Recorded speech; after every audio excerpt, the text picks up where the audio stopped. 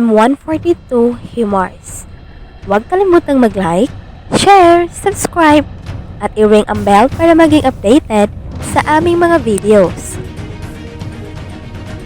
Ang M142 High Mobility Artillery Rocket System ay isang light multiple rocket launcher na binuo noong huling bahagi ng 1990s para sa United States Army at nakamount sa isang karaniwang Army M1140 truck frame.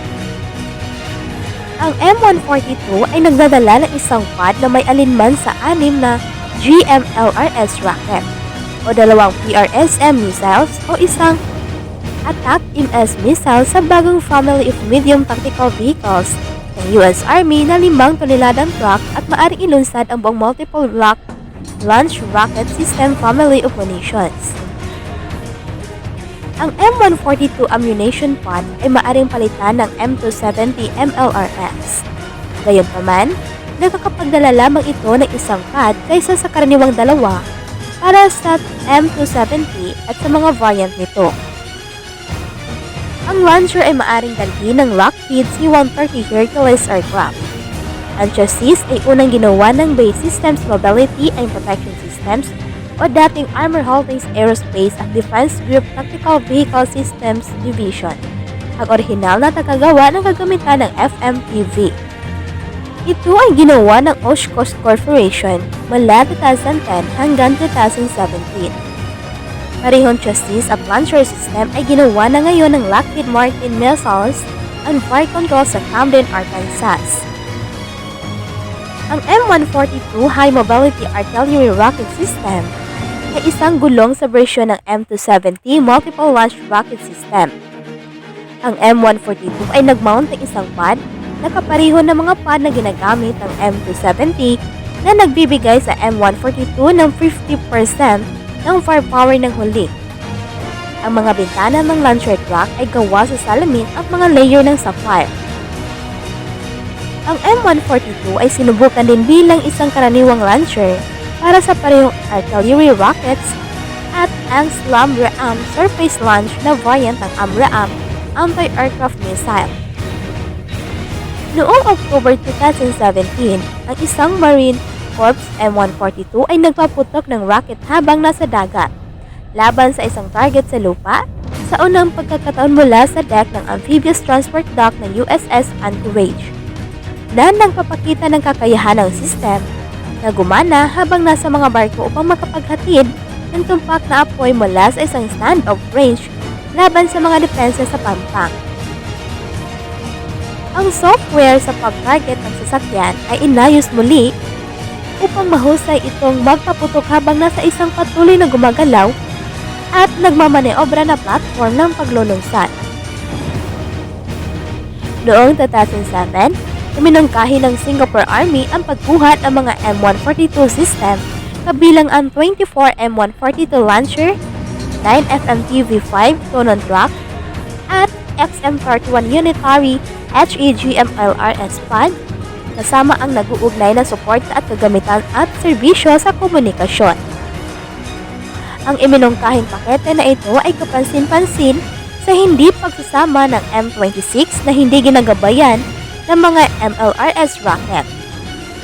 Noong huling bahagi ng 2009, kinuha ng Singapore ang unang M142 firing unit at nakamit ang buong kakayahan sa pagpapatakbo at ang 23rd Battalion Singapore Artillery ay nagkomisyon ng M142 na baterya nito noong September 5, 2011 na minarkahan itong unang ganap na GPS-guided M142 unit. Ang sistema ay air-portable. Naglo-load ng bagong hanay ng mga rocket. Noong February 14, 2010, ipinahiwatig ng International Security Assistance Force para sa Afghanistan sa isang press release na ang 2 rocket na pinaputok mula sa isang M142 unit ay pinaniniwala ang bumagsak ng 300 meters mula sa kanilang nilalayo na target na ikinamatay ng 12 civilian sa panahon ng Operation Moshtara. Sinuspende ng ISAF ang paggamit ng M142 hanggang sa makumpleto ang buong pagsusuri sa insidente. Sinabi ng isang opisyal ng Britanya na ang mga rocket ay nasa target na ang target ay ginagamit ng Taliban at ang paggamit ng sistema ay naibalik. Ipinahiwatig ng mga ulat na ang pagkamatay ng mga sibilyan ay dahil sa paggamit ng mga Taliban ng mga kalasag ng tao.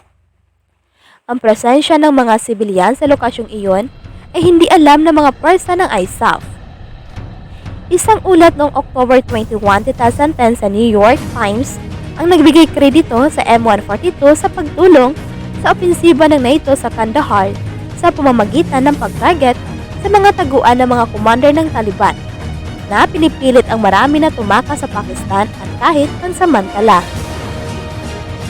Noong November 2015, ibinunyag ng United States Army na na-deploy nito ang M142 sa Iraq na nagpaputok ng hindi bababa sa 400 rockets sa Islamic State mula noong simula ng tag-init sa iyon.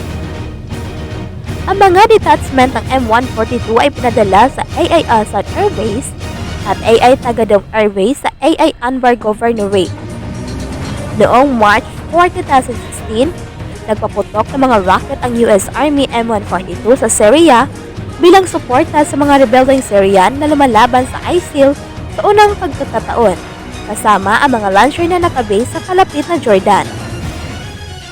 Noong January 2016, inanunsyo ng Lockheed ng M142 ay umabot na sa 1,000,000 oras na pagpapatakbo kasama ang mga pwersa ni US na nakamit ang 99% antas ng pagiging handa sa pagpapatakbo. Noong April 26, 2016, inihayag na ang US ay magdideploy ng M142 sa Turkey malapit sa hangganan ng Syria bilang bahagi ng labanan sa ISIL.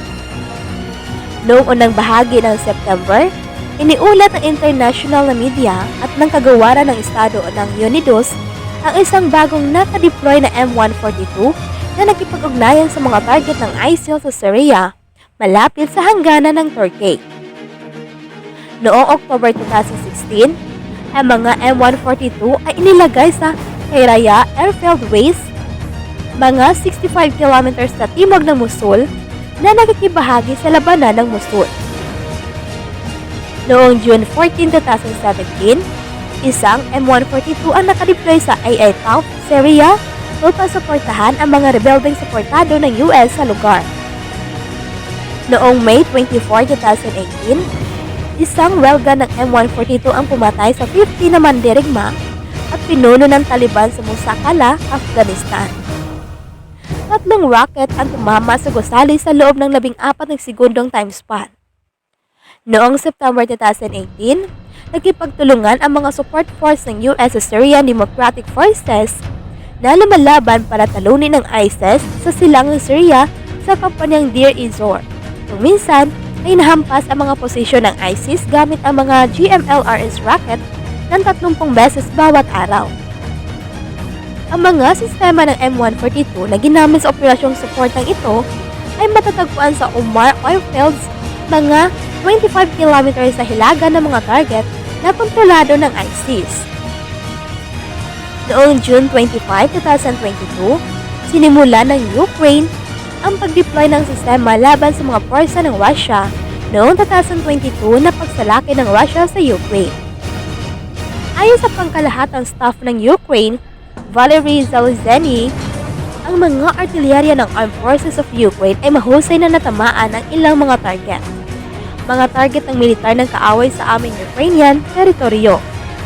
Inangkin ng militar ng Ukrainian sa panahon ng welga na ito na mahigit 40 soldiers ang napatay kabilang isang Colonel Andrei Vasilyev at naganap ang welga sa isang base ng Russia sa Izium. Noong July 1, sinabi ng isang opisyal ng depensa ng US sa mga mamahayag na ginagamit ng Ukraine ang sistema para sirain ang mga post ng command ng Russia. Ang nakikita mo ay ang mga Ukrainians ay talagang sistematikong pumipili ng mga target at pagkatapos ay kung kakatitamaan ang mga ito. Kaya, nagbibigay ito, alam mo, ang tumpak na paraan na kakababa ng kakayahan ng Russia. Ang mga rocket ng M28 ay isang variant ng mga hindi ginagabayan ng M26 rockets ng M270 system. Ang bawat rocket pod ay naglalaman ng 6 na magkakaparehong rockets. Ang mga rocket ng GMLRS ay pinahabang hanay at nagdaragdag ng gabay na tinutulungan ng GPS sa kanilang inertial navigation system. Ang mga rocket ng GMLRS ay pinakilala noong 2005 at ang mga rocket ng M30 at M41 ay maliban sa kanilang mga warhead, magkapariho. Noong December 1,